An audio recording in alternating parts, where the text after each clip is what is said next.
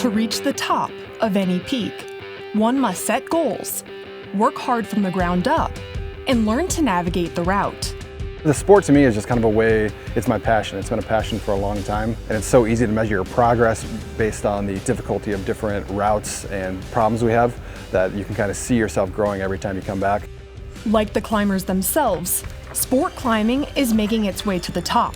The 2021 Summer Olympics in Tokyo will feature the sport as an Olympic event for the first time. To see it in front of the whole world at the Olympics, I think it's going to bring kind of a great insider's view to something that people maybe don't understand. They're going to be able to see it in the Olympics, understand how the scoring works, cheer for the 4 Americans that have qualified for the Olympics, and really get a great understanding of the sport as a whole. 40 athletes from around the world, 20 men and 20 women, will have their chance to stand on the Olympic podium. For Team USA member Kyra Condie, her journey to the Olympics started in an unsuspecting place. I think a lot of people are really psyched to see like somebody from Minnesota make it, especially in climbing, because Salt Lake City, where I live now, and Boulder are really known for climbing, but Minnesota isn't as much, and so I think that was something that was quite cool. And yeah, I really felt the support of everybody back home. Yeah, to be able to look up to her, especially growing up in the Midwest, having gone to some of the gyms that she trained at in Minneapolis, I think it's great. It shows that you can kind of come from anywhere and be a great climber. On the way to becoming one of the top climbers in the country, Condie encountered countless obstacles, one forcing her to take a step back. It was about a year and a half after I started climbing, I think. I had already started competing and I was having a lot of bad back pain. I found out that I was actually had pretty severe scoliosis, like right when we found it.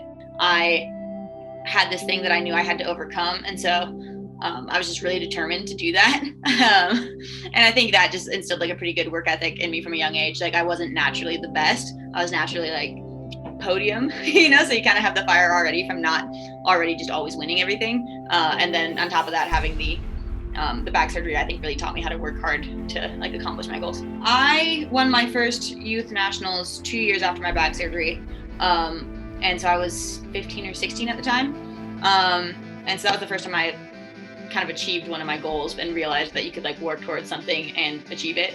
In December 2019, Condie reached another peak and was named to Team USA.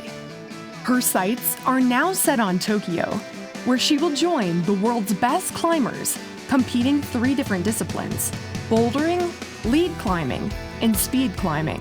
In bouldering, the athlete is working on different problems that are preset by a group of route setters, ranging in a variety of difficulties. So it's just you and the wall, no rope. If you fall, you're going to fall into matting that will catch you at the bottom of the wall. You'll get 4 minutes in the Olympics to solve a single boulder problem. In lead climbing, there is 1 problem set that each individual climber will try to tackle. The climber works up as high as they can, getting points for each hold they reach. Speed climbing, it's you head-to-head versus another climber. Whoever ends up winning the knockout stages will get the lowest number of points. Your points then through each discipline, bouldering, speed climbing, and lead climbing, are multiplied. Whoever has the lowest total at the end of that math wins the competition. It's common for climbers to excel in one discipline, but Condie's dynamic style allows for versatility. I think in terms of being a well-rounded in the 3 disciplines, she's the best climber America has to offer. I think she's probably got the best shot to medal of any U.S. climber on the Olympic team. With exposure on the world's biggest stage and Condie as an ambassador, climbing enthusiasts believe the sport will ascend to new heights in the coming years. We're projecting a 10-time increase, I think, after the Olympics. That's what snowboarding saw, I believe. So we're ready for a huge boom in climbing. We have people coming here all the time that have watched videos of her, are watching her compete at World Cups, watching her win competitions all over the place. It's really great for people to kind of see that, for kids to have something to achieve to be, and somebody to watch who is one of the best competitors around. All 4 of us on the team really do a good job of emulating that want of being good role models and introducing people to the sport of climbing. And joined now by Elaina Lanson. And you never know what is going to blow up and be a big thing. And this obviously has over the past few years.